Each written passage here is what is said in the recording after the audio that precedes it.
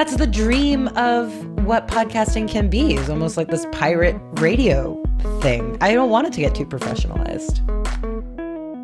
Hi, everyone. I'm Amy Devers, and this is Clever. Today, I'm talking to podcaster Avery Trufelman. You probably recognize that name. You will definitely recognize her voice. For 7 years, until 2018, she worked alongside Roman Mars on 99% Invisible, the award-winning, trailblazing podcast about all the thought that goes into the things we don't think about, the unnoticed architecture and design that shape our world. First as an intern and then as a producer, Avery was right there in the recording closet of the architecture office in downtown beautiful Oakland, writing, recording, and editing powerful, illuminating stories about the power of design, both as the medium of podcasting blew up and as 99% Invisible itself climbed to global recognition. While there, under the banner of 99PI, Avery created Articles of Interest, a 2-season mini-series about clothing that covers a broad range of concepts, including the rise of casual wear, the environmental impact of the textile industry, and why women's wear doesn't have pockets. It's fascinating. From there, she moved to Nice Try, a podcast from Curbed about utopian experiments that includes 2 seasons of deep dives into subjects like Jamestown, Virginia, and the backstory of the crock pot. She's also done a stint, during the pandemic I might add, as the host of The Cut, a weekly podcast about life and culture from New York Magazine. As you'll hear, it's been something of a wild ride, but one that also feels tailor-made for a distinctive voice like Avery's. Here she is.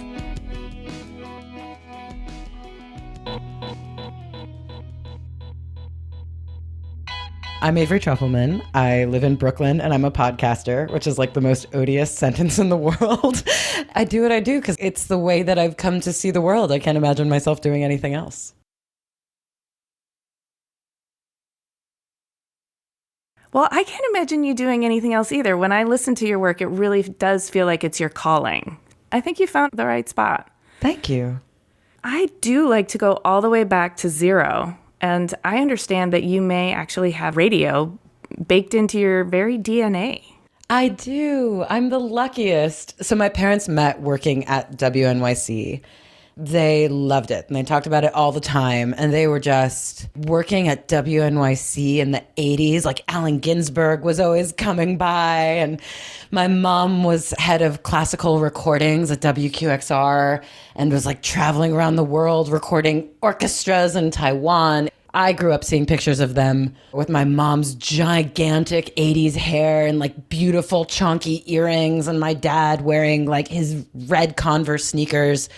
I love my parents anyway. I'm very blessed to have super cool parents, but they just looked impossibly cool working in public radio. And they always talked about it. And they were like, it was the most fun job. And they talked about how much they loved cutting tape with a knife. And my mom was like, oh, you know, when you would lose a you're really screwed. It was a very different art back then. Yeah, like you would have to physically construct the conversation. Wow. Yeah. They both adored it. And I grew up with the radio on in the house all the time.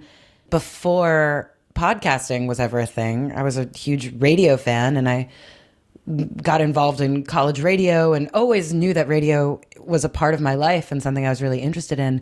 But I'm very blessed in that my parents, from the get-go, were like, oh, that's a totally viable job, being a radio producer. You go be a radio producer. And they were like, maybe you won't do it forever. Maybe you'll do it for a decade or so like we did, but it's so fun and you should definitely go do it. So they were always supportive and they always got what I wanted to do. That is truly lucky. So I have a very basic pop culture understanding of what it's like to work in radio, which is built around WKRP. It's an old sitcom. But it sounds like the public radio life of WNYC was a little bit more anchored in that that's a station in and of itself that was making a lot of the zeitgeisty content that was so important in the day. And so that sounds like you could have a stable life and make radio if you were plugged into that kind of situation. I don't think it paid a lot, but I think I don't know, like depending, physically stable, yes, it was in one building, but I don't know about the other forms of stability. It's so interesting, right? Hearing it be called content One of the reasons I fell in love with radio was the approach was just so different. It really felt like a public service. That's the thing I really adored. Gosh, I remember when 9/11 happened, my mom's first instinct, instead of turning on the TV, was she actually ran out to the car and turned on the radio, which is kind of ridiculous because there was a radio in our kitchen. Like, we had a radio. Just this idea that, this is who is going to give you the most up-to-date news at any given time, and they're not relying on B-roll or what images they can get. You hear someone on the radio. You hear this in the old broadcast about the Hindenburg burning. It's like, this is what's happening right now. I can't believe it. Oh my God. Or like, I'm trying to figure this out. And that was the thing that I really adored growing up, listening to WNYC locally, but even NPR nationally, and listening to the BBC. You know these voices and you know these names, but you don't really know what they look like. And it just felt so egoless. It felt like they were really public servants in this really cool way. I mean, it's part of why I chose to go to school where I did. It was because our radio station wasn't only a student radio station. It was because the radio station was actually an NPR affiliate and a community radio station. So I got to meet a lot of people who lived in the area who I definitely would not have met, sequestered on a campus, and feeling really engaged with the world. And I just loved the idea of listening to the Brian Lehrer show in the morning and having people call in and like describe what they see outside their window. It just felt very holy. I don't know. There's something very sacred about the fact that it's over the radio waves and everything has resonance, and radio, even the stars have a sonic resonance. I was like, wow, this is beautiful. And then of course, podcasting came along. I have a lot of mixed feelings about it because it's definitely not a public service anymore. And sometimes I feel bad that I'm like, hey, like, listen over here, look at me, rather than like delivering something to a public by switching on a dial. But as podcast technology gets more intuitive and perhaps maybe more geolocated, I think there will be ways to integrate the best parts of radio back into the like ease and on-demandness and freedom that podcasting affords. I'm looking forward to that, and I agree with you. I think just to counteract one thing that you just said, in any medium, podcasting or radio, there's a spectrum of like vanity project versus public service. And I do think if you really are conscientiously and intentionally building an art form that you think is serving the public, it can have a touch of vanity, but also still be a public service. That's an interesting point. I think you're right. Like, now you've got me thinking about like Howard Stern, which is obviously like a vanity project. But I mean, God, that guy was on air killing time for 3 hours, like occupying time, almost as like this durational performance, which is also a service. Agreed. And then, there's Ira Glass. And I don't think that we could separate Ira Glass from This American Life. And yet that show really paved the way for podcasting what it is today. And also set a new example of how we can expect to digest stories through the radio. Yeah. Okay, so back to you. I want to get to your campus radio station days, but before we get there, do you have any siblings, or is it just you and your radio parents kind of doing the thing? I have a sister, and she's the best. I'm obsessed with her. She's like my best friend. Older or younger? Younger. We were not super close when I lived on the other side of the country, but now that we live a 15-minute walk from each other, and even last night, I just happened to be in front of her door. And so I came up, and I've never had the kind of friend where we can just drop in on each other unannounced. And now I have that with my sister. And it's funny, we grew up, I'm the big one, she's the little one. But over time, the age difference fades, and now it's negligible, and we're basically the same age, It's like we have a 3-year age difference, and it's nothing. And that's so nice, especially after 2 years of pandemic, to be able to drop in on your sister. Like, that's delicious. Well, say hi to your sister for me. I will. I'll probably see her super soon. Okay, so big sister in the teenage years, did you feel like you needed to set an example, or were you free to rebel, or did you just have your nose buried in a book, or how did you express yourself in your teenage years? Oh man, I mean, the way I expressed myself was through clothes. That was my number one way of expressing myself. I am not surprised. Let's hear it. Well, it really showed me the importance of fashion. And we actually like to descend into podcaster mode for a second. To understand that, first we have to go back in time. It really... Thank you for that. But you see this in the history of the oppressed. not to align myself with the oppressed. I'm like very lucky and fine. But I think people who historically have felt powerless have had no other outlet but their own bodies. I mean, one of my favorite facts in doing research for the show that I did on clothes called Articles of Interest was seeing how people who were enslaved in America, there's this huge history of indigo dye being a cash crop even before cotton on southern plantations. Enslaved people would take some of the dye and like steal it themselves to draw patterns on their like horrendously itchy, uncomfortable, disgusting clothes that they were given. And people running away from slavery would actually sew themselves pockets into their pants as like a sign of autonomy. We see this in the history of women also. Like, why were women who didn't have a way to make money or express themselves or declare who they were publicly have no choice but to show it through their clothes and how they dressed up and what color, you know, having a sense of style and a sense of taste was almost the only sense of control and power that they had.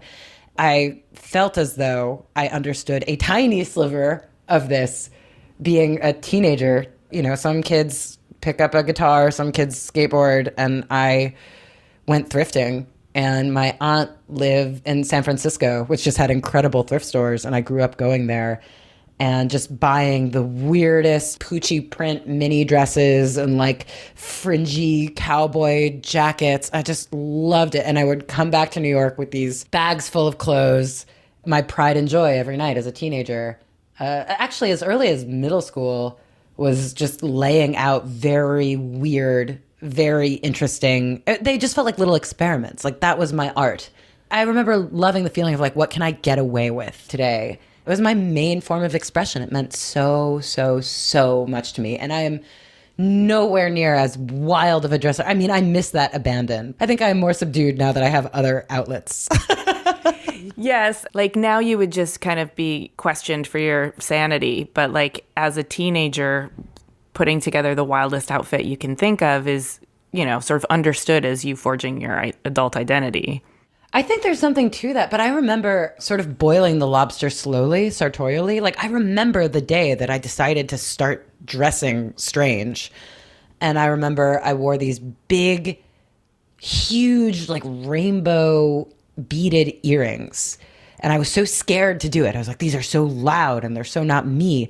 And I remember people commented on them and teased me on them all day. And at the end of the school day, I threw them in the trash. I was so mortified by it. I was like, okay, I just have to get used to that. And the first couple times it's going to be really hard and uncomfortable. And I'm going to feel like everyone's staring at me. But then once it becomes standard, people will just understand that this is who I am. And so I think almost anyone, I mean, I guess I could decide to do that now if I wanted to. Once you build a sort of standard for how you present in the world, people get used to it. That's interesting. So you're almost like psyching yourself into it. Like, yeah. I don't know, like reading your poetry in front of a crowd or singing a solo or something. That's such a good way of putting it. Yeah, it felt like a really gutsy thing. And it really felt like an art form. And I was really nervous. There can be a kind of knee-jerk reaction to somebody who's willing to dress loud, that they're just a wild extrovert. It can be very vulnerable to put yourself out there like that. Oh, totally, totally. You know, I've never thought about this before. It really did, almost like any other art form, it kind of gave people the right to comment on it, you know, and people would tell me if they liked what I was wearing or they thought it wasn't working. Or I remember one girl was like, how do you get away with it? Everything you're wearing totally clashes. And I looked down, I was like, oh my God, like none of these like quote unquote match at all. And then afterwards I got really into like, okay, what is matching? How can I coordinate colors? And it felt like I was inviting critique and sort of growing in this interesting way that, yeah, also felt very vulnerable. And I remember feeling deeply embarrassed or shameful when I felt like I had a miss and people were telling me like, oh, what are you wearing today? It was kind of a funny experiment thinking back on it. I can see that. I remember one time somebody came up to me and said, you know, you realize your shoes don't go with what you're wearing. You look stupid. Yeah. Oh, no. And I remember thinking like, yeah, but I kind of made that choice. And also, why is this making you uncomfortable? Like, why do you care that my shoes don't match? Right. I thought about it and I recognized that somehow I was privileged in that I felt like I could take liberties like that. What do you mean? Whoever was criticizing what I was wearing clearly felt like more constricted. Otherwise, it wouldn't offend them. Yeah.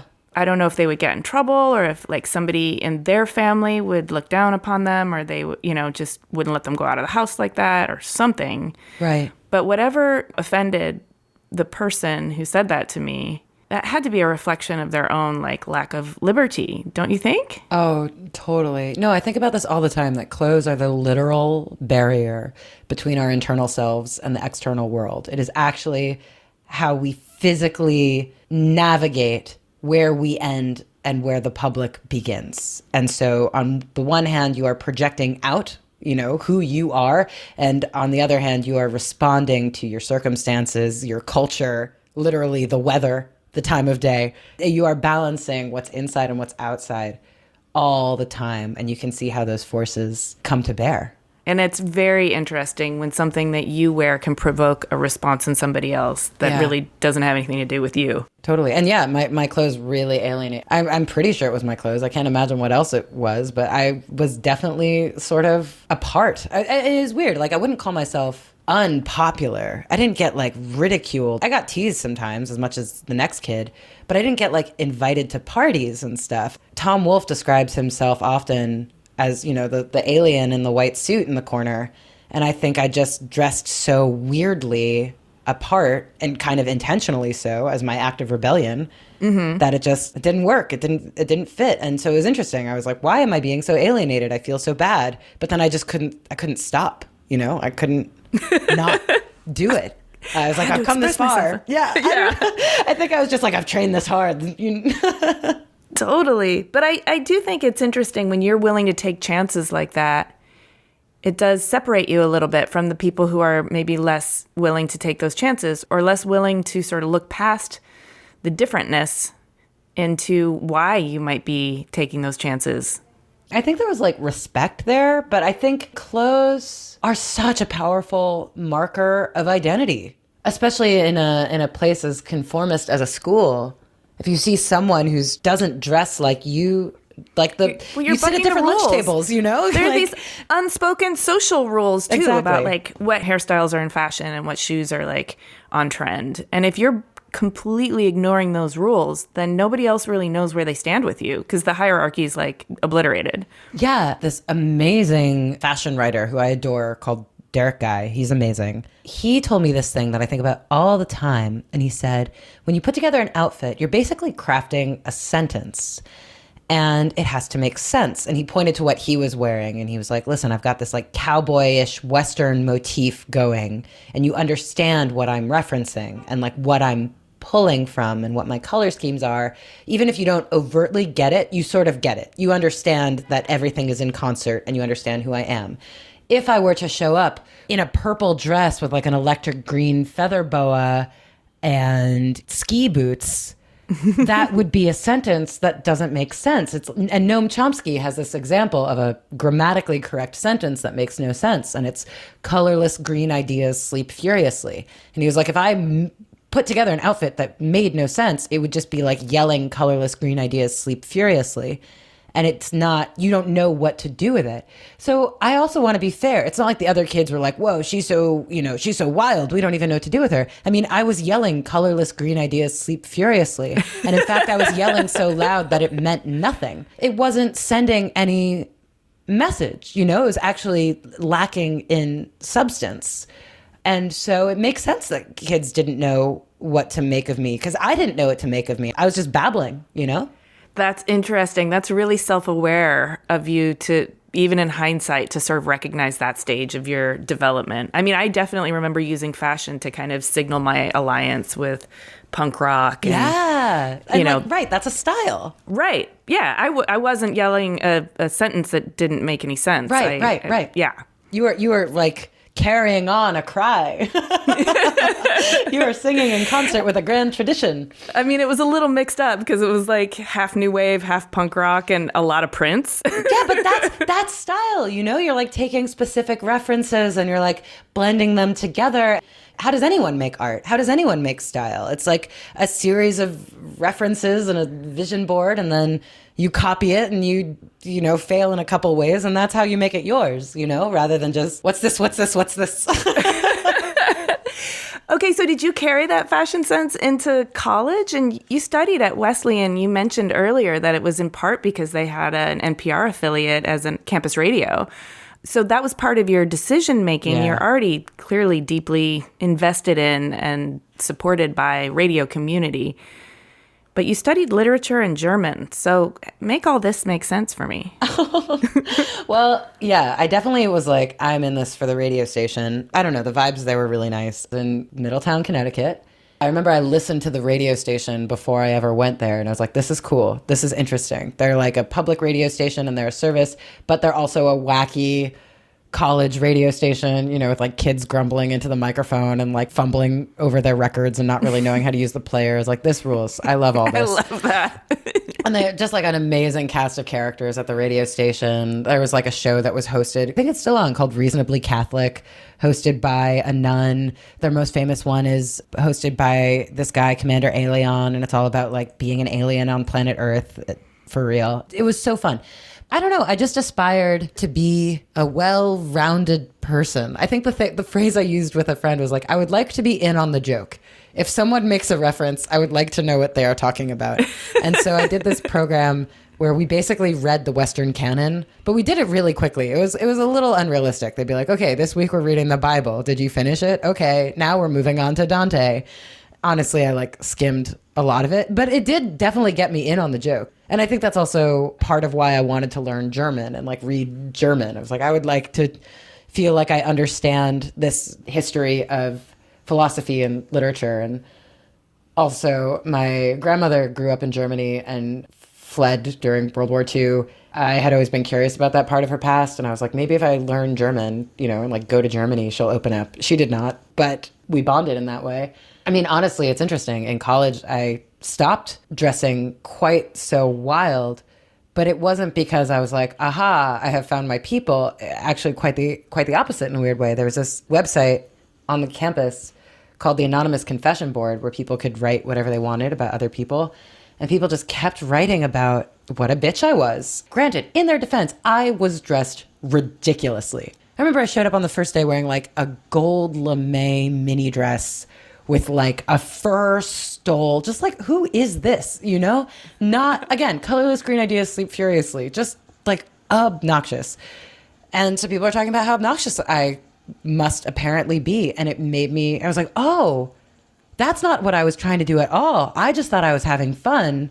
I was like, I have to be a little more careful with my messaging. And I remember I like cried and went to Goodwill and bought a bunch of black shirts and black dresses. And I was like, okay, I'm going to stop letting my clothes speak for me, and I'm going to try to speak for me now. And I honestly didn't really pick it back up again until my late 20s. So that is a really interesting experience where you realized that your message was being misinterpreted. Yeah. It was getting away from you. Yeah, the story was exactly. getting out of your hands. Exactly. I mean, that message board, in a way, like helped reflect back to you how people were interpreting who you might be based on your clothing choices, which is sort of ridiculous, and yet it is kind of a mirror of society. Yeah. I think that's the interesting thing, right? Because while I wish I could have been the person who would be like, screw you, I'm going to do me, I don't even care. I mean, I'm not. I really believe in like that Marshall McLuhan was onto something, and to really communicate, you have to like consider the recipient and the receiver. I wanted to make sure my message was coming across, and it really helped me rethink what fashion is for. So it sounds like you made kind of a very intentional course correction. Yeah. Did you notice right away, like how long until you started to feel like people were not feeling so alienated by your bold choices?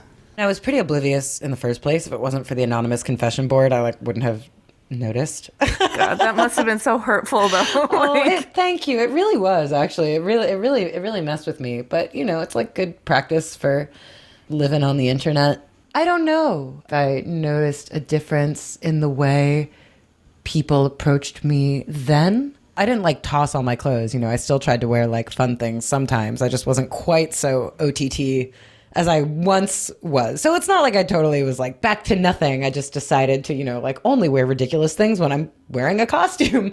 But I have realized, this is such a cliche, but what tremendous power it has in attracting the kind of people you want to be around you. Actually, a lot of my best friends who work with me in radio, I met them because they were wearing something really intriguing or really interesting. And you go up and talk to them and they turn out to be like an interesting and intriguing person. Isn't that so fun? It's the best. It's the and best. It gives you, it's an invitation. It does give you an opening too, because it's easy to say, oh my God, I love this thing. Right. What is it? Where'd you get it? Is it, current or vintage or? Right. And it gets so unfairly maligned as small talk to be like, cute shoes, where do you get them? But really, when you ask that question, what you're talking about is, what are your consumption habits? What's the story behind what you wear and why you wear it? And I have this little pet theory that everything that was considered small talk is no longer small talk. Like talking about clothes is a huge deal and it actually matters a lot. And now like talking about the weather is not something small anymore.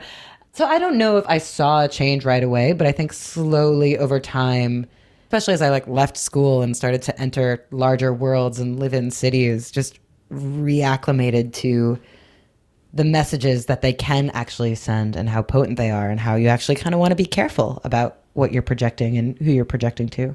Okay, sidebar. We don't have to go way into it, but does this also mean you did like the costume holidays? Like Halloween and things like that? Did you like assuming a character or that kind of dressing up? I'm actually not the biggest fan. I would go all out in college, but I don't believe in one-time wear. I don't like buying disposable things. I'm not very good with the idea of having like a special costume for a special reason. I wish I were. I think Vanessa Friedman had this great article a while ago that was like, just buy a really great black, high-collared, puffy-sleeved, Victorian-looking dress and just be a really authentic witch every year. And I was like, that's a fantastic idea. I would love to have just like one really high-quality Halloween costume that I wear every year, but I've yet to go invest in that. You know when you go to a show and the person, like the bouncer, the person taking your ticket is wearing a yellow windbreaker that says security on it? You have one of those? I bought one of those and a fake mustache and a mag light. And now whenever I want to, I can be a security guard. Oh, that's for fantastic. Halloween. That's fantastic. Yeah, see, I just need to find like a good old standby. And then you can like stand at the door and say, if you don't have a wristband, you're not getting in here. Yes. Oh my God, that's so fun. Oh, that is so fun. I will say, the best kind of costume is a sort of like participatory costume like that. A long time ago, an ex and I dressed as waiters from Party Down. It's about a catering crew. And so we wore these like catering outfits and we had trays of candy that we like passed out to people. It felt like wearing a costume, but also being part of the party, like play acting, like you were, like you belong there, which is totally what you can do with the security guard thing too. That's like very fun. So after college, how did you get started professionally? You went straight into radio, didn't you?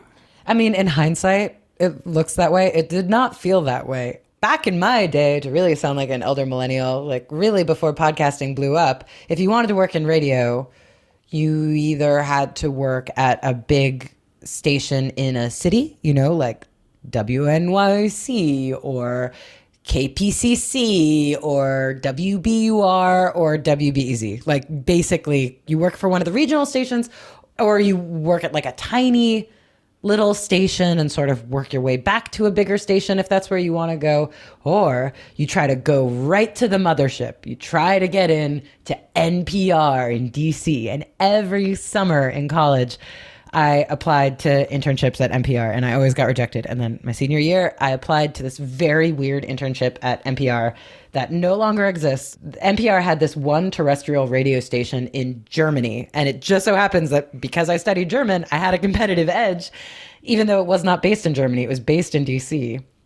And it was really weird. I mean, we basically just like cut up promos for Fresh Air and, NPR shows, but announced the times that they would be on the German station. Even it was an English language station, but it was all around like German timing. And we'd like look up the weather on weather.com in Germany and like read it over the air of like what the weather was. It was so weird.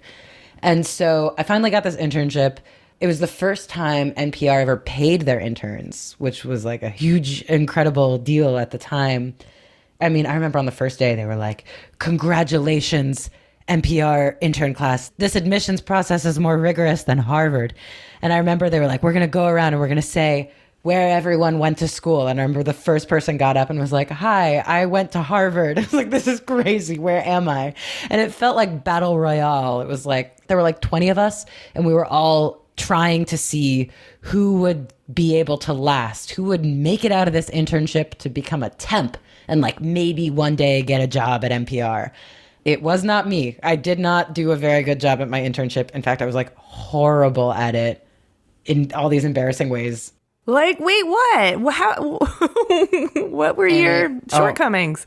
Oh my God. If I could not even begin to tell you all the ways I messed up in my like early radio career. But okay, this is one of the more mortifying points. So it turned out like part of my job was to cut up these American shows so that they could go out on the German radio station. And sometimes I'd have to like edit them or arrange them in a different order using the software.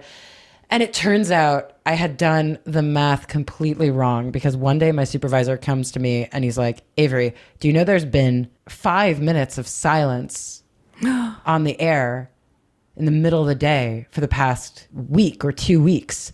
And I was like, oh no, because that's awful. You know, if you have dead air, that's, you know, you don't want that on the radio ever. People are going to think their radios are broken.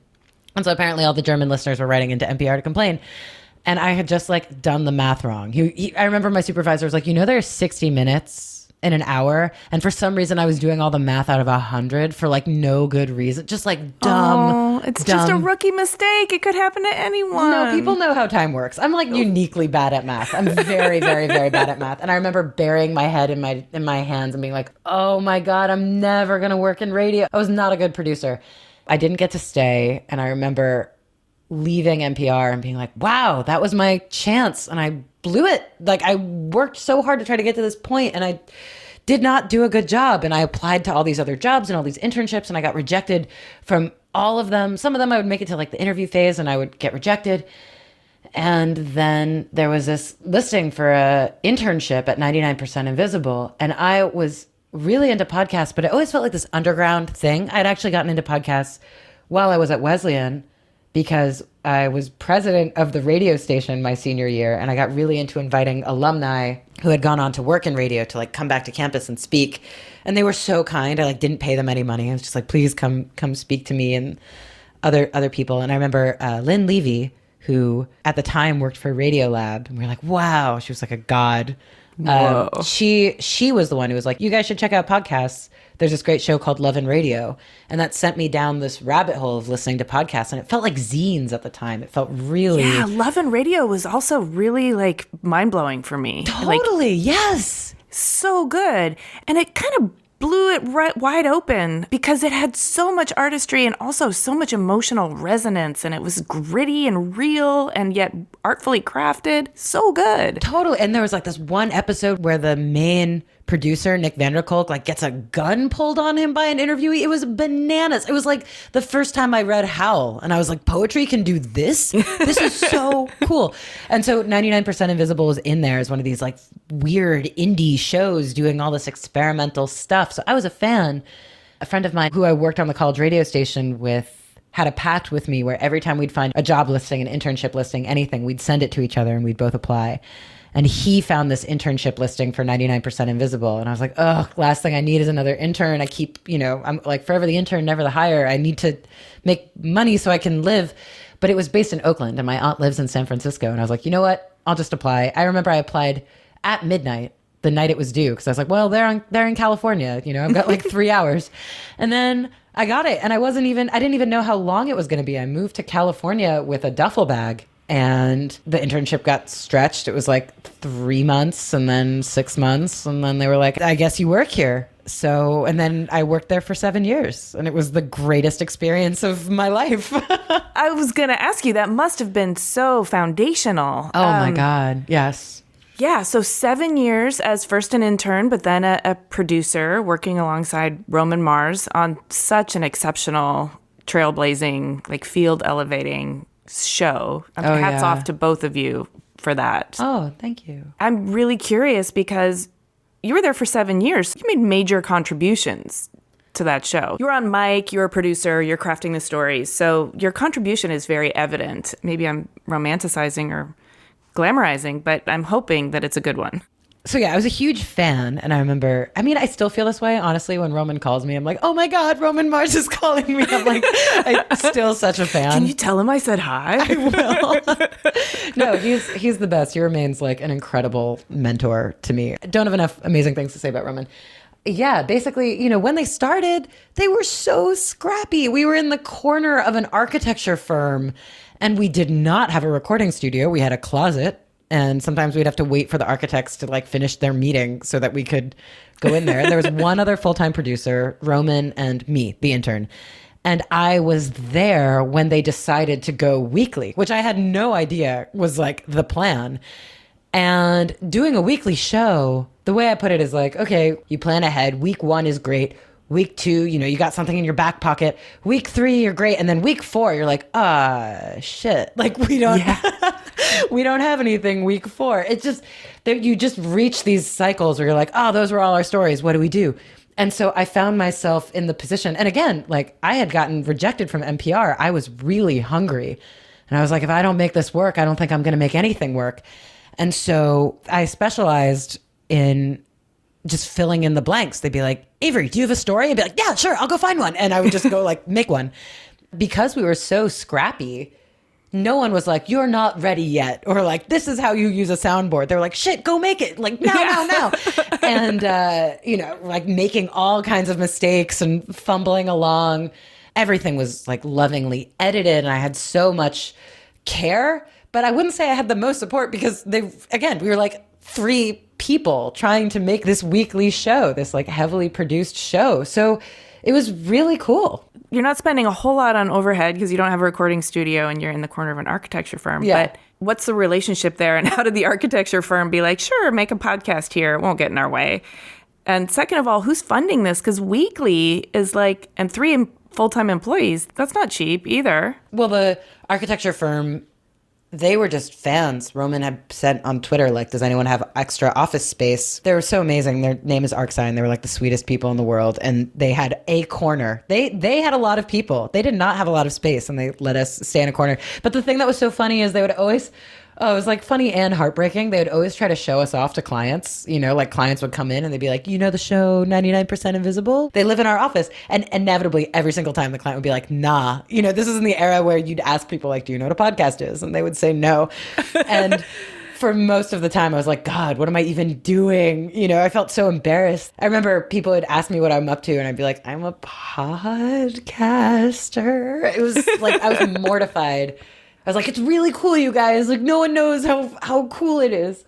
Roman is a master at doing these Kickstarter campaigns. So he had a really successful Kickstarter campaign. And, he was like starting a small business. So he didn't initially take a salary. He would do speaking gigs and travel a lot and pay himself from that. It was super scrappy. But it's really interesting because it taught me a lot of people who record on the radio get coached. Like that's very standard for, at least for Radiolab. Like if someone is reading something, there's a producer in the studio coaching them or being like, do it again, try it this way. And I just never had that because we didn't have a studio and we didn't have the resources to do that. They were just like, go record, like just read your thing. And Avery, get in the closet, read the script. Exactly. I mean, that's it's so funny. Like I'm actually the voice. If you listen to anything that was produced by PRX, you hear my voice at the end and I go from PRX. And that was recorded when I was like 22 in this closet in this architecture firm. It was so scrappy and it was cool. And it also really prepared me for COVID. Because I was like, yeah, all right, this is like what I'm used to. Like back into the closet where I belong, back to the scrappy, bootstrappy, make it happen recording. I don't know if you find it fun, but I find it very fun. Well, that's all I've ever been in the podcasting world. It's pretty scrappy still. But that's great. That's really fantastic. I just think that's the dream of what podcasting can be, is almost like this pirate radio thing. I don't want it to get too professionalized. After a long time working in TV, I remember developing like almost like eczema or a rash to like these hosted personalities, like these very newscastery type deliveries. I don't know, you just tune them out so fast because you don't connect to the human who's delivering the words. Yes. Yeah. And podcasting for me felt so liberating to just sink into a conversation and not watch the clock and not have somebody saying, say that again, or we need this at 64 seconds and you're running a second long. And so, yeah, there's a lot of freedom in it for sure. There's times I wish I had more support, but Sure. that's the nature. It is the nature. I mean, that's the funny thing, right? Like as 99PI expanded, I remember we always felt like we were behind. We were always like, if we only had a little more help. And it was nice to be like, yeah, that feeling is never going to go away. Like no matter how well funded you are, it's always like, you're always just going to have holes in your programming. You're always going to feel strapped. So 99PI is an interesting story, though. So from 2013, when you joined them, to 2020, like they went on a pretty nice steep uphill trajectory. What was it like to be in the rocket? Well, that's the thing. I kind of didn't realize. I was so in the rocket that I didn't know exactly what was happening around me. Like when I entered the rocket, I love this metaphor. When I entered the rocket, everyone was like, what's a podcast? And I was so embarrassed. It made itself known in little ways. We eventually got our own office. There was more of a budget. We could buy more books. We could travel. We had more time to do stories. I was like, oh, this is cool. But I didn't quite realize what it was until I was on a reporting trip in London. And I remember I got in a cab and the cabbie in London was listening to 99% Invisible.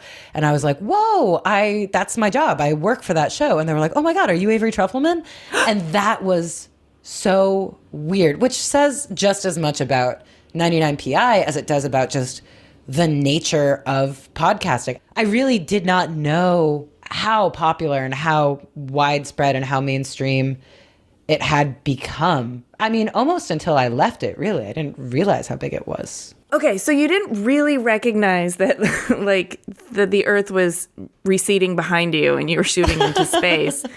But that must have been a wild experience to be voice recognized in a cab. It was wild. At that point, too, are you also feeling solid and confident in your craft?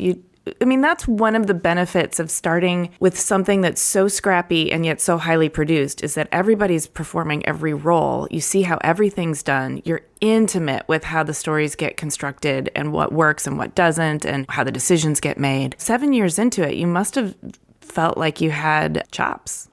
I think by the end, I sort of felt like I did. But, the other thing is I grew up with it. I started when I was 22 and I ended when I was 29. My voice changed, which is an interesting thing that happens with everyone's voices, actually. If you listen to old episodes of 99PI, Roman's voice is so much higher and it kind of deepens as it settles into its comfort. Yes, it does. Exactly. It's really interesting. And so Ira Glass has this famous thing that he says where he was like, anyone who gets into something, they choose to do it because they have excellent taste. Maybe you love listening to music, so you decide you're going to be a musician. Or you love furniture, so you decide you're going to make furniture. Or you love podcasting, so you decide you're going to make podcasting. But because you have such good taste, and because you're such a fan, you know enough to know that the stuff you are initially making is not good. Your work does not align with your own standards, which is so uniquely painful. Yes, it is. It really is, especially when you're like, I hate this. This is not good. Especially when it's out there in the world for public consumption. So I was very mortified most of the time. I would say for the first 5 years of working at 99% Invisible, I was just perpetually mortified all the time. And if someone was like, I heard you on the radio, I'd bury my head in my hands. I'm still a little mortified, but I'm not as mortified because Ira Glass says the only way to bridge the taste gap is to just keep making things. That's the only thing you can do. You just got to make a lot of bad work and keep going. And one day you'll be able to stand by what you actually make and you'll get to the point where your own work aligns with your own tastes. And I remember one time Ira Glass was in town and Roman was doing an introduction for him. So I got to meet him and this is so embarrassing, but I ran up to him and I was like, Ira, when will the taste gap close? And he looked at me and he was like, how old are you? And he was like, what are you doing now? And he took in a bunch of inputs and then he just looked me dead in the eye like a taste gap tabulator. And he looked me dead in the eye and he was like 27. I was like, okay. And it kind of happened. I think I'm still learning. I don't think I've quite made work that lives up to the work that I want to make yet. But I think I started to feel not completely mortified at 27. And that was how old I was when Articles of Interest came out. And it felt like my graduate school project. After 5 years of 99PI, I wanted to explore and experiment a little bit more. So I did this spin-off series about fashion. And then I did it again in 2020. Yes, so we have 2 series now. So if for our listeners, if you haven't listened to Articles of Interest, there are many episodes you can go back and listen to. And they're deep dives on movements and articles of clothing in ways that are crafted that align you with the backstory as well as the importance, like the cultural relevance and how it's impacted society. They're pretty great. Oh, thank you. I remember when that series came out, just feeling the part of me that really high fives anyone who's making really quality media around design was high-fiving you for so hard. Because I feel like so many people get it wrong, or they flatten it, or they cheapen it in some way. And to see Articles of Interest kind of come out of the 99PI studio and be of your own personality, but of the same kind of caliber, I'm so happy that it exists. And I hope that it's something that, you'll keep working on whenever you have the opportunity to, because I think it's a great series. Thank you so much. Thank you for asking all those in-depth questions about where I came from. Like, now it seems obvious that I've always had this burning desire to explore more about clothes and be like, what's up with that? Why do these things have power? These are design stories. They belong in a design podcast. So yeah, it was really the merging of my 2 passions. I'm so amazed that Roman let me do this. I mean, I wouldn't say completely carte blanche, but a lot of trust. He really just let me do my own thing, and it was incredible. Oh, that's so great. I'm happy to hear that. And then how did Nice Try come about? Tell our listeners about Nice Try. Okay, so Nice Try actually just sort of landed in my lap. After I did Articles of Interest, I got an email from Curbed, which was one of my favorite design websites, and they were like, hey, we want to do a podcast about utopian experiments. I was like, totally sounds up my alley. I would love to do that. And it was interesting, though, because with Articles of Interest, I made it almost entirely by myself. Not entirely by myself. The whole team at 99% Invisible would listen to episodes and offer edits. And I worked with a musician, a sound engineer, but more or less, everything else was just a solo thing. And so it was really interesting with Nice Try. It was my first time being just sort of a host. I did all the interviews, but I wasn't in Pro Tools, chopping them up the way I normally would. And someone else was booking the interviews for me, which was bananas. Oh, that's got to feel kind of like I've arrived, and also this is weird. It's out of my control. Exactly. That was my reaction. I was like, I'm not controlling this.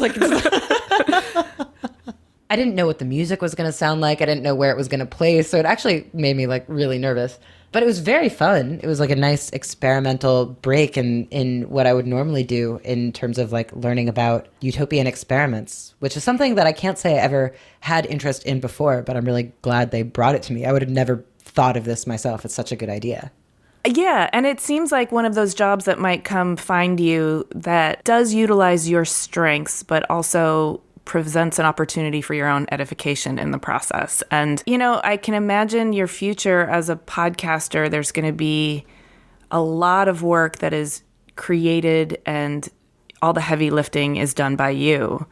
And then a few nice projects where you're plugged into the equation and you get to work with other people who have ideas about how the project should come together, and you get to be more of a collaborator or more of a contributor. Yeah, totally. And the team at Curbed is so incredible. A super lucky combination. But then, of course, we did Nice Try again last year, and this time I was making a lot of the music myself and way too invested this time. I was doing all the interview, way 10 times more hands-on this time than I was last time, because I was I don't want to do anything again if I'm not involved in every single step of the process. That might be maladaptive. I don't know. It's the way I am now. Maybe it'll change, but no, it's not a very sustainable way to be.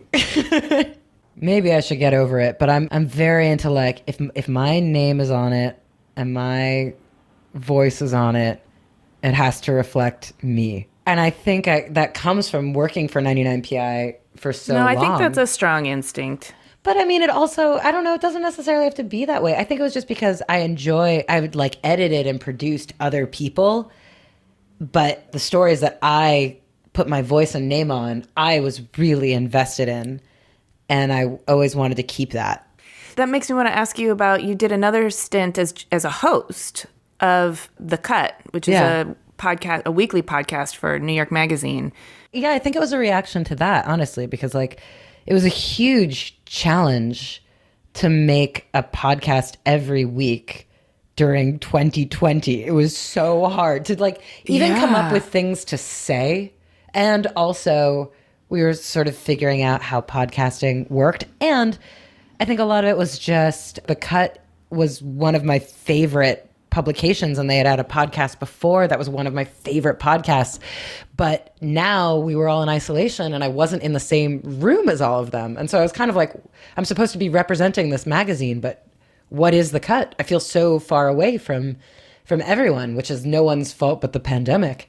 And as a host, you're sort of also not being utilized for all that you are, right? You're being utilized for your sort of quick thinking and your personality and your savviness on mic. Well, I think it was that I was supposed to represent this other publication that I was like trying to interpret, and I was conspicuously not trying to be me too much. But then at the same time, working on a weekly schedule, and it was a really small team. At one point, it was just me and one other person. And so we were still like cutting the whole thing together ourselves. It was a super small team. And sometimes, you know, if you had to get a story out this week and no one was getting back to you, the easiest thing to do would be like, well, I guess I'll make it a personal story. I guess I'll make it about me.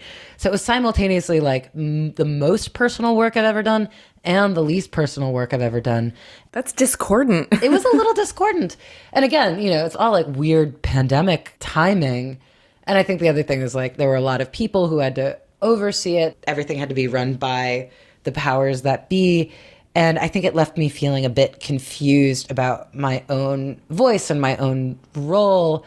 And I think that's why I went full throttle on Nice Try. And I was like, this is going to be like a manifestation of everything I've ever read and done and thought. And so maybe I'll calm it down in the future. But it was definitely a bit of a pendulum swing. That makes perfect sense to me now that you sort of spelled out the contextual background. And also during the pandemic, I leaned 175% into my work. Yeah, exactly. Because I felt like it was the only thing I had of substance to offer a world that was falling apart. You know, when you send your voice out there to keep people company or to inform them or to provide them some sort of solace, you start to feel like that's your public service. Yeah, we're back to public service again. And when everybody was feeling so isolated, I was feeling more than ever that I just wanted to keep putting things out for people, to something to hold on to. But at the same time, right, there would be these weeks. I mean, I wonder if you felt this way too. I was like, man,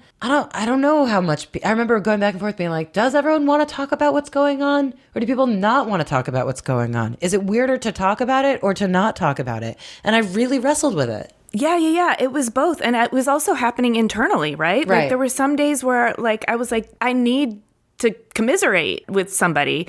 And then there were other days where I was like, I need a distraction and I need somebody to tell a story that helps me believe that it's going to be okay. I definitely waffled between the two and kind of gave myself permission to do that, thinking that other people were probably feeling the same way. Yeah. And I mean, in a weird way, it's good that you did. I mean, maybe one day we'll look back at these like pandemic chronicles as a little time capsule, but I don't know. So a lot of our listeners work in the creative fields, but I don't know how many of them, I actually don't have an idea of how many of them work in audio. So can you give us just a broad overview of what your creative process looks like? You've definitely worn all the hats: producer, creator, writer, reporter, talent, and I'm sure a fair amount of entrepreneurial hustling. Oh, barely. No, really. I'm not an entrepreneur. I'm like uniquely bad at business, like almost as bad at business as I am at numbers. That's so funny that you say that. I'm like, well, I always joke like, well, we're all once and future podcasters here, aren't we? I just think it's like so many podcasters out there and it's great. Like fantastic. I hope a lot of your listeners are audio people, or if they're considering audio, that they'll actually try their hand at it. Hey, yeah, actually, if you're listening, tweet us. Let us know if you're into audio. 'Cause I'd love a sense of how many of our listeners are making audio projects. But I feel like what I do is so specific, honestly, Amy. Like, I don't even know if it's what listeners want right now, because I came up in the world, when 99% Invisible was starting, we based our idea of what we were making more or less around the commute. It was like 30 minutes long. You get some good facts, it ties up with a bow. You sort of like concentrate so that you don't have to listen to the fellow train riders or the traffic around you. And now I think that people are commuting less, or they're commuting differently. The nature of listening has changed. And I think people are interested in more, almost stuff that feels more like talk radio, things that are longer, maybe a little shaggier, maybe you can like tune in and out, because they're not necessarily cold focusing while they're commuting. They're probably like listening at home while they do the dishes or clean or putz around. For every story I do, I talk to at least 8 people, and I like read all their books and I do a ton of research. I try to weave them together as these like complicated, surprising stories. And I'm probably not going to stop doing that because I don't know any other way. But I only bring this up. I don't say this to sound self-deprecating. I think there is a tremendous appetite for just 2 people talking, for like really good conversation right now. And I think that's the core of what makes good audio. I feel like the 2 most important things are like, do the reading and do the research so that you can have a knowledgeable, informed conversation, which I'm so honored, Amy. Like, it's the greatest gift you can give someone. Like, thank you for your research and your time. It's like an amazing gift. You help other people open up. Like, you do the work for them and then they'll do the work for you. It's really beautiful. Thank you for that. Oh, no, thank you. And then the other thing I would say is, like, please, for the love of God, use like a decent microphone. It doesn't have to be a good one, just like an external microphone. But then the thing that you do, if you're going to edit it, which, I think that's a very merciful thing to do for the sake of your listeners. It doesn't even have to be, if you edit on like Audacity or GarageBand or whatever. The best tip is to record 30 seconds of silence, just the sound of the room, so that you can splice things together. And then it doesn't sound, like if you were to chop me off, just a chop, it'd be like, Hup! Like all the air and the sound would go out of the room. It would like cut to this weird silence. Mm-hmm. But if you want to make a nice edit, you like take some of that silence you recorded and like place it in the middle. We called that room tone in the TV business. It is. Yes. Room tone. Yeah. One time I interviewed Rebecca Solnit and I was like, we're just going to collect like 30 seconds of room tone right now.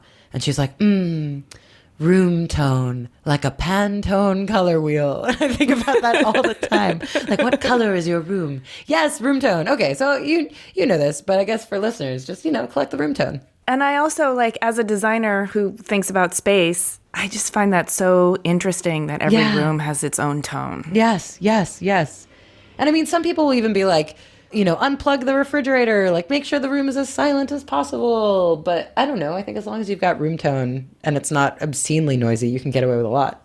But like, how do you construct the story? Like, what's the writing process like for you? Oh, man. Well, the writing process for me, it's funny. A huge part of it is like going to parties, which I obviously can't do right now. But I think because it is a conversation-based medium, it is rooted in conversation. I always am practicing telling the story to people. And by practicing, I mean pulling someone aside and being like, hey, can I tell you what I'm working on? Like, I have no chill.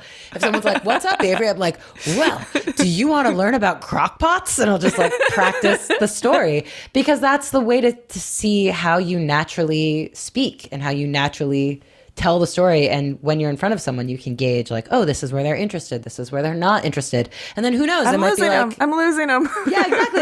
And you're like, wait, no. Like, here's a cool thing. Yeah. And then, or they'll be like, I don't understand. And it's a useful way to make sure that what you're saying over the radio actually reflects real life by like practicing saying it to a bunch of different kinds of people. And then also when you practice saying it to people, you never know who's going to be like, oh, by the way, like my uncle is an avid crockpot collector or like invented the crockpot. So a huge part of my process is telling my stories to people, or like talking about what I'm researching and what I'm thinking about while I'm doing it and really marinating in it. And then, so honestly, the researching process and the interview process is way more long and fraught to me than the writing process, because by the time I sit down to write, I've like told it so many times, I kind of just You're just transcribing what you would say out loud. Yeah, basically. I just like la la la la la la la. Not to say that it's all like fun and easy. Then it gets, that first draft is awful and then it gets edited. But that's sort of how it works for me. I think to sound like a conversation, it has to be based in conversation. I love that you shared that. I wasn't expecting to hear that, but it makes perfect sense that so much of your creative process, it's almost like I hear comedians talk about how they work out material too. It's like that. Like you tell the story, you figure out where people lose interest, you figure out where the interesting parts are, what people react to, what order it needs to go in, what's the right pacing. Yes, exactly.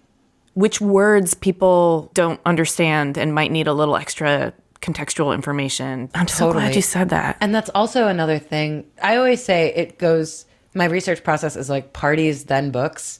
Like you talk to people and they'll recommend movies to watch or books to read. Well, not right now. Now it's really hard. Parties and books in a gold lame pixie dress. Oh my God. Oh man, we would have gotten along great when I was a freshman. No, but really, like the other day, I don't know. I just love getting coffee with people and having walks with people. And sometimes I'm like, man, do I just fritter my whole day away, like socializing? But that's really where I get so many of my sources, like finding out what people are interested in, what they're reading, and then absorbing it from there. So I think, it's a people-based medium and it has to be rooted in conversation. Brilliant. It makes perfect sense. But when you spell it out like that, it's also like, well, wait, why didn't I think of that? So before I wrap this up, you've been so transparent with like your process. I'm hoping you'll be just as transparent with your personal life. I like to ask people about their personal life, not just strictly to pry, but I really believe in celebrating the whole person. And I know that, I love that. You exist, in many multitudes outside of work. And well, like barely. Well, lately it's hard. Like we're all weirded out and distorted versions of ourselves. I mean, I think I have a sense of there's a standard of quality that comes through in your work. There's an interest in design and fashion. There's like a deeply historical lens that you frequently tell your stories in, which I think goes back to your literature. And you definitely don't tell stories that have like short shelf lives. Oh, thank you. So I'm wondering what that looks like in your personal life. Like, what do you do for joy and where do you find meaning? And who are the people that accompany you on these excursions? Oh, man. I mean, I still feel like I'm sort of rebuilding my life now because I moved to New York during the pandemic. Oh, I moved to Providence during the pandemic. Really? And From where? From Los Angeles. I lived in Los Angeles for 20 years. Whoa. Yeah. It's weird. You know how it feels. Like I had this whole world and my whole life and like the way I lived in Oakland. And it was always like biking around, hanging out at my favorite bookstore. And yeah, there was this one bar that I would just go to and everybody I knew would be there. It was like this little lovely community. I love Oakland, by the way. It's got so much flavor. It's great. Such good food, such interesting pockets of people, and such a nice mix. And it kind of felt like there were parts of it that felt kind of like Detroit, which is where I grew up. It felt like home for me. Totally. I mean, that's the thing. Like I remember, bringing people who were visiting, and I loved my spot. The 99% Invisible office was downtown.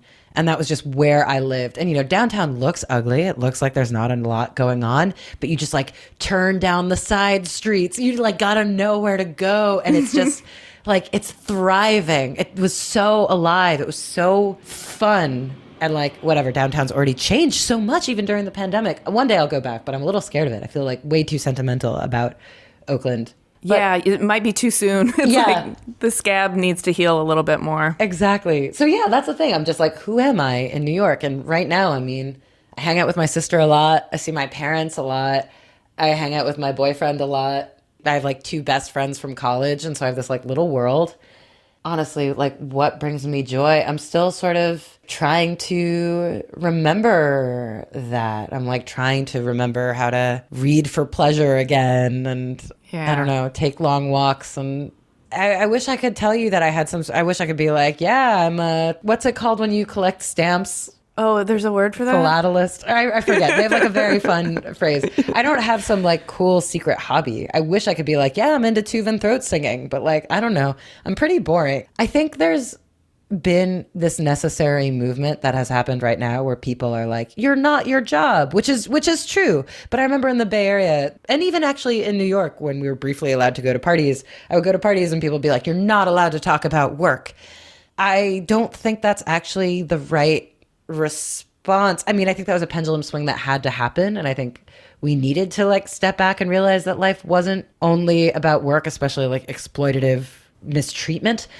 But I hope that there can be a sort of middle ground or a new era about valuing work instead. And I don't know, when I look at old WPA murals about like the beauty of labor, that's kind of how I feel. I love my work and I'm proud of it. And I don't think it defines all of who I am, but it's like such a joy. I'm so lucky. I feel so I keep using the word blessed, which makes me sound weirdly, I'm not evangelical or anything. I don't know. I'm just so grateful that I get to do this. And it's so fun to talk about and to talk about what other people do for work. I'm with you. What about like if you're really passionate about it? Because the other thing I do is I'm an educator. I teach furniture design and I podcast, and that's who I am. Yeah. If I don't talk about that, then I can't contribute. I can ask questions. I'm pretty good at that. But I need for that to be part of the conversation because that's what I'm really passionate about. Totally.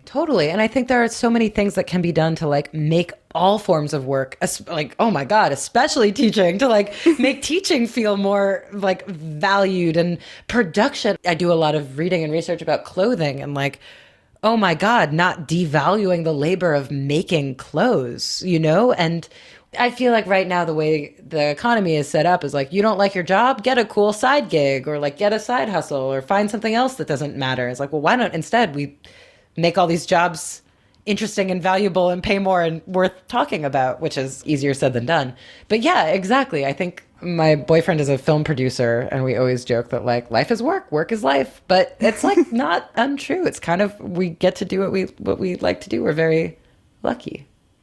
I feel that you feel lucky and I'm happy for you. And I agree with you. I feel like there's a lot of labor out there in the world that gets devalued, and instead of devaluing it, we could really spend some time and energy creating the conditions for people to be compensated in a way that makes them feel valued, give them enough ownership to take pride in their work. And then also, when we value the labor that goes into our objects, we value the objects more. Yes. You know? Yes. It's just all part of creating a world that has a lot more care and intention in it, which is, I think, something we're all craving. That's so beautiful. That's totally what I meant to say. 10,000%. Took the words right out of my mouth. Yes. Amen. Well, I appreciate that you're kind of in this also pandemic transition where you're in a new place, but you can't fully settle in because there are so many limitations. But I'm glad you have your boyfriend and your sister close by. Oh, me too. So what does future Avery look like to you? Do you have a dream for the future you can share? Does it feel too vague and blurry because the world is on fire and there's so much extreme uncertainty? Oh my God. I feel as old as the hills, Amy, just because like podcasting is so relatively young and I've been around for all of it. I'm like, yeah, industry veteran. I don't know. It's funny, sometimes people be like, what's your end goal here? Like, do you want to write a book? You know, do you want to write for TV? Like, what do you want to do? And the answer is just like, I love audio and I just want to make more of it. This is all I want to do. And this is the be all end all. This is the end goal. And it's 10 times better than what I could have ever dreamed of when my original plan was, you know, work at a regional station in rural Alaska and like slowly try to work my way up to finally be closer to my family. So I don't know. I hope I can keep doing more of this, if that's not too like a Miss America answer. No, I mean, I think when I said at the beginning that it seems like you're in your calling, I think you are. You know, you don't have to know what kind of audio you'll be making in the future. That's the beauty of like being a creative. Like you haven't had all your ideas yet. Thank you. The fact that you feel like you're in the right place that's wonderful. I feel like I'm in the right place at the wrong time. I really just want to go interview people in person again. I'm so bummed about it. It was so fun for like a moment last year. Most of the interviews for Nice Try Season 2 I got to do in person. I was like, I'm back, baby. And now, I don't know. This is lovely. Like remote totally works, but it's not the same. It's not the same. That's my dream. I want to do in-person interviews. Yes, that's the dream. Okay, can I steal your answer? That's my dream. I want to be doing in-person interviews. Avery, you're delightful. Oh my God, I feel just the same about you. Thank you so much for all your questions. It's truly the greatest gift. Thank you for sharing your story with me and for sharing your fashion adventures and your audio adventures and even your sort of uncertainty, because I think that, especially at this time, and you're in a time of transition, uncertainty is something we can all relate to, and it makes me feel less alone knowing that other people are kind of feeling it too. So I really appreciate that. Thank you. Thank you. That's also really good to hear.